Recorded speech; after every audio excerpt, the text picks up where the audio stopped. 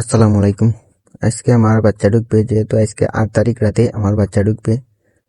আমরা বুটার করতে হবে, যেহেতু রাতে 3টার দিকে বা 4টার দিকে আমার বাচ্চা ঢুকতে পারে, আমাকে কল দিয়ে বলতেছে।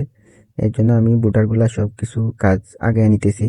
এর জন্য আমি আগে থেকেই সবগুলা বুটারের যে কাজগুলা আছে এই কাজগুলো আমি করে নিতেছি। আর আমি তুষগুলা যে গুঁড়াগুলা আছে এগুলা আমি আপনাদের ভিডিওতে দেখাইতে পারি নাই, যেহেতু কারেন্ট ছিল না। আমি ফ্ল্যাশ লাইট দিয়ে এই গুঁড়াগুলা দিছি, এজন্য আমি আপনাদেরকে স্পষ্টভাবে এই ভিডিওগুলা দিতে পারি না। আর আজকের ভিডিওটা যারা বুটিং করতে সমস্যা হয়, যে ওষুধগুলা ব্যবহার বিভিন্ন জাতের যে সমস্যা আছে, আজকে শীতকালের জন্য যেভাবে বুটিং করতে হয় এগুলো আমি আজকে আপনাদেরকে ফুল ভিডিও দেখবেন, তাহলে আপনারা বুঝতে পারবেন যে শীতকালে কিভাবে কি করতে হয়, কিভাবে বুটিং করতে হয়। এর জন্য আপনাদের জন্য এই পুরো ভিডিওটা না টেনে আপনারা দেখবেন, তাহলে বুঝতে পারবেন যে শীতকালে কি কি জিনিস প্রয়োজন করা, কি কি জিনিস লাগে।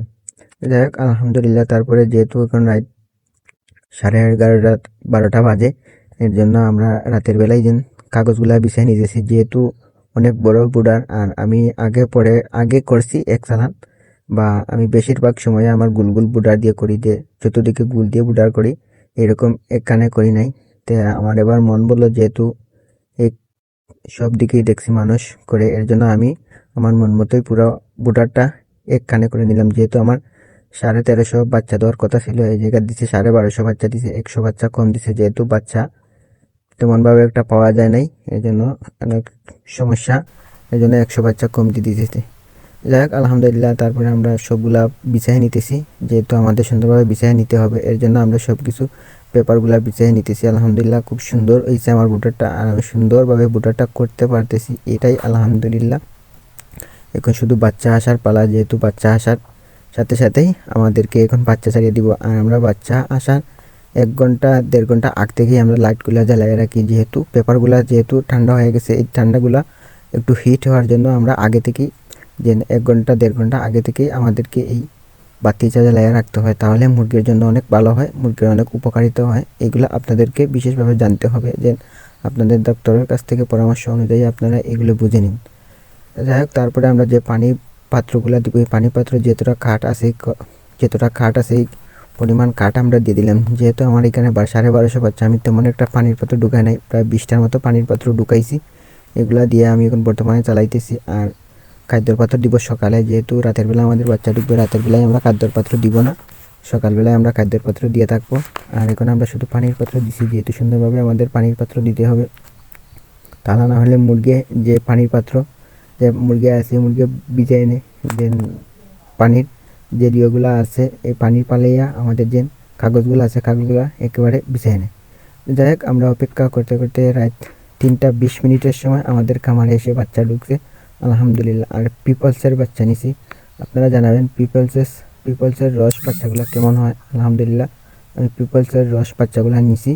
আর আপনারা জানাবেন, যদি আপনারা করে থাকেন পিপলসের রস বাচ্চা দিয়ে যদি চালান করে থাকেন, বা পিপলসের রস বাচ্চা দিয়ে যে আপনারা বিভিন্নভাবে খামার করে থাকেন, তাহলে আপনারা কমেন্ট বক্সে জানাবেন পিপলসের বাচ্চা কেমন।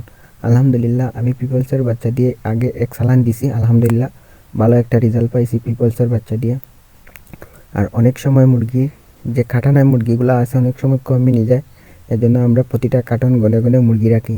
আপনারা কখনোই ভুল করবেন না, যেন সময় যতটুকু লাগুক না কেন আপনারা সবগুলা কার্টন গনে রাখবেন। আমার 31টা কার্টন ছিল, আমি 31টাই কার্টন আমি গনে রাখছি। আমি মোট 12 পিস মুরগি কম পাইছি, 31টা কার্টনের মধ্যে মোট 12 পিস মুরগি কম পাইছি। আপনারা এগুলি দেখে রাখবেন, এগুলো থেকে সতর্কতা থাকবেন, যেহেতু মুরগি অনেক সময় কম মিলে, এর জন্য আপনারা সুন্দরভাবে গনে রাখবেন, তাহলে বুঝতে পারবেন মুরগির সংখ্যা অনেক কমই আছে। মাঝে মধ্যে বেশিরভাগ থাকে না, 2-1টাতে থাকে, এই জন্য আপনারা সবটিতে থাকে না, 2-1টাতে থাকে, এর জন্য আপনারা চেক করে নেবেন, চেক করে মুরগিগুলো নামায় দিবেন। আলহামদুলিল্লাহ, সুন্দরভাবে আমরা মুরগিগুলো নামায় নিতেছি। আর নামা নিয়ে আমাদের মোটামুটি শেষ। পরে সকালে এসে দেখতেছি মুরগিগুলো খুব সুন্দর, মাশাআল্লাহ, চারিদিকে চিত্রে আছে, আর খুব সুন্দর পানির পাত্র সব কিছু খাইতেছে। আর আলহামদুলিল্লাহ, পানির পাত্র আমি ঢুকিয়ে দিব, আর এগুলা। আর আলহামদুলিল্লাহ, আমার যে পাত্রগুলো আছে সব কিছু আমি পানি উনি দিয়ে নামা। আপনারা প্রথম দিবেন, যে খামারে বাচ্চা আসার সাথে সাথেই আপনারা দিবেন নাভাফেন, সরি, আপনারা দিবেন এনার্জি প্লাস দিবেন আপনারা। আমি আধা কেজি 500 গ্রাম দিয়ে দিছি একসাথে, আপনারা চাইয়ে দিতে পারেন, আর ভাঙ্গে চাইয়ে দিতে পারেন। আমি একসাথে সবগুলান এনার্জি প্লাস দিয়ে দিছি। আর সকালে দিবেন আবার নাভাফেন দিবেন আপনারা পরিমাণ মতো আপনারা দিয়ে নাভাফেন দিয়ে সব কিছু দিয়ে আপনারা খাওয়াইয়া দিবেন। আর ইনশাল্লাহ পরবর্তী ভিডিওতে আমি আপনাদেরকে 1 থেকে 7 দিনের ভিডিও যে ওষুধগুলো লাগে এগুলো সম্পূর্ণ ভিডিও দিয়ে থাকবো। আর যাই হোক আমাদের জন্য সবাই দোয়া করবেন আর আমার খামারের জন্য আল্লাহ যেন বারাকা দান করে। আসসালামু আলাইকুম ওয়া রাহমাতুল্লাহ।